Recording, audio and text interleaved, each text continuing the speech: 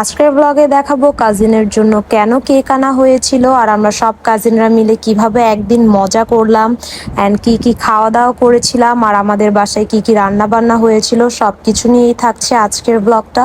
তো চলেন ব্লগটা শুরু করা যাক। ওই দিন আমাদের বাসায় আমাদের কাজিনরা এসেছিল, তো রাতে বেলা আমরা সবাই মিলে লুডো খেলছিলাম। যদিও দুইজন কাজিন মিসিং ছিল, আমরা ওদের দুইজনকে অনেক বেশি মিস করছিলাম। মূলত আমার একটা কাজিন অস্ট্রেলিয়াতে চলে যাবে, যদিও আমরা সবাই একসাথে হতে পারিনি, দুইজন যেহেতু আসেনি, তাই আমরা এই কয়েকজনই ছিলাম। আর আমরা রাতে বেলা সবাই মিলে অনেক বেশি মজা করছিলাম। আর এখানে আমাদের বাসায় একটা মাইক ছিল, আর এখানে সবাই সব ফানি ফানি গানগুলো গাচ্ছিল, তো একে একে সবাই গিয়েছিল। আর আমরা সবাই একসাথে হলে রাতে অনেক বেশি মজা করি আর আমরা একটু লেটেই ঘুমাই। আর এটা হচ্ছে পরদিন সকালের একটা ক্লিপ। আমরা আমাদের দাদাদের বাসায় গিয়েছিলাম নাস্তা করার জন্য, যেহেতু আমার কাজিন চলে যাবে, তো সবাইকে আমাদেরকে যেতে বলেছিল যাতে আমরা ওইখানে আজকে নাস্তাটা করি। তো এখানে অনেক কিছুরই কিন্তু আয়োজন করা হয়েছিল নাস্তায়। তো এখানে সবাই মিলে এখন আমরা নাস্তা করছিলাম। এখানে পরোটা ছিল, গরুর মাংস, ডিম ভাজি ছিল, সবজি, ডাল, অনেক কিছুই ছিল। যদিও একসাথে তো সবকিছু খেতে পারবো না, তো যতটুকু খেতে পারবো ততটুকুই নিয়েছিলাম। যদিও আমরা অনেক লেটে নাস্তা করতে এসেছিলাম, প্রায় 11টার মতো বেজে গিয়েছিল। তো পরোটা খাওয়া হলে এখন আমি একটু নুডলসটা ট্রাই করেছিলাম, আর নুডলসটা আমার কাছে অনেক বেশি ভালো লেগেছে। আর এদিকে যে যার যার মতো নাস্তা করে নিচ্ছিল, আর আমার নাস্তা করা প্রায় শেষ হয়ে গিয়েছিল। আর খাওয়া দাওয়া শেষ করার পর এখানে কাঁঠাল ভেঙে দেওয়া হয়েছিল, আমও কেটে দেওয়া হয়েছিল।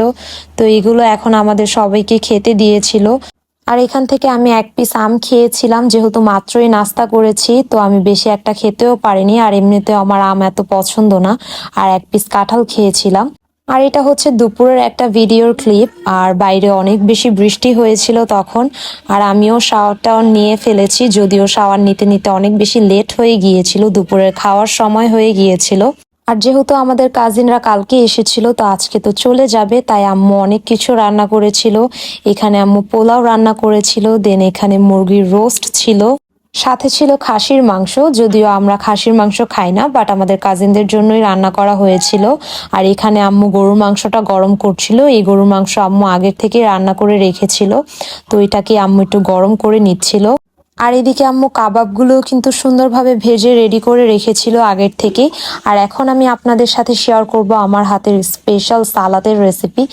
সালাদ বানানোর জন্য প্রথমে এখানে আমি স্বাদ মতো লবণ দিয়ে দিলাম, আর এখন আমি ইউজ করছি চিলি ফ্লেক্স। আর এটা আপনারা বাড়িয়ে কমিয়ে দিতে পারেন, যেহেতু আমরা ঝাল খাই তাই আমি ঝালটা একটু বেশিই দিয়েছিলাম। আমি এখানে 4 থেকে 5টা চামচের মতো মরিচের গুঁড়া দিয়েছিলাম, আর এখন 1 প্যাকেট ম্যাগি মশলা দিয়ে দিচ্ছি। এটা দিলে সালাদের টেস্টটা আমার কাছে অনেক বেশি ভালো লাগে। আর এখন আমি সরিষার তেল দিয়ে দিচ্ছি। আর সরিষার তেল দিলে কিন্তু সালাদটা আরো বেশি মজা লাগে খেতে, আর সুন্দর একটা ফ্লেভার আসে। এখন হচ্ছে মাখানোর পালা। আমি সুন্দর করে কিন্তু মাখিয়ে নিচ্ছি। আর অবশ্যই সালাদ বানানোর সময় একটা বড় কিছুর ভেতরে মাখানো ট্রাই করবেন, যাতে সুন্দরভাবে মাখাতে পারেন আর মাখানোটাও ইজি হয়ে যায়। তাই আমি সবসময় বড় একটা কিছুর মধ্যে সালাদ মাখাই। তো এদিকে আমার সালাদটাও কিন্তু একদম রেডি হয়ে গিয়েছে। আর এখন হচ্ছে টেবিল সেট করার পালা। টেবিল সেট করার জন্য এখানে আমি প্লেট, সার্ভিং ডিশ আর পানি খাওয়ার গ্লাস সবকিছুই কিন্তু নামিয়ে নিলাম। আর এখন আমি একে একে সবগুলো খাবার কিন্তু সাজিয়ে নিচ্ছি। আর খাবারগুলো দেখতে কিন্তু খুবই সুন্দর লাগছিল। আর আম্মুর হাতের খাবার খেতেও কিন্তু অনেক বেশি মজা হয়।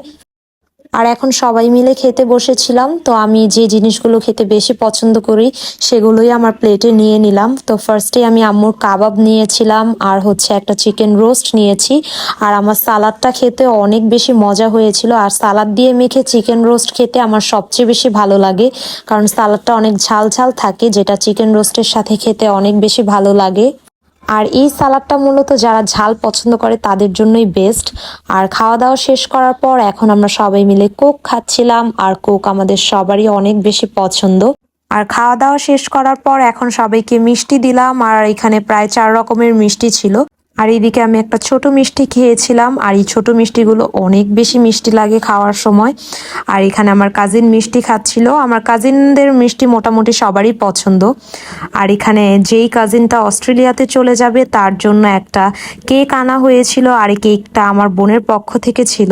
আর এইদিকে আমার কাজিন কেক কাটার জন্য কিন্তু বসে পড়েছে। আর যেহেতু আমার কাজিন অস্ট্রেলিয়াতে পড়াশোনা করার জন্য যাবে, তাই কাজিনের সাথে আবার কবে দেখা হবে, কত বছর পর দেখা হবে আমরা কিন্তু কিছুই জানি না। তাই এই ছোট্ট সেলিব্রেশনটা আমার বোনের পক্ষ থেকে আমার কাজিনের জন্য ছিল। আশা করি আমার কাজিনের ভালো লাগবে। আর কেক কাটার পর আমরা সবাই কাজিনকে বলছিলাম যাতে কেকটা কেটে আমার কাজিনই ফার্স্টে খায়। তো এদিকে কেকটা কাটার পর আমার কাজিনই ফার্স্টে খেয়েছিল। তো আজকের ব্লগটি এ পর্যন্তই। আশা করি ব্লগটি আপনাদের কাছে ভালো লাগবে। আল্লাহ হাফেজ সবাইকে।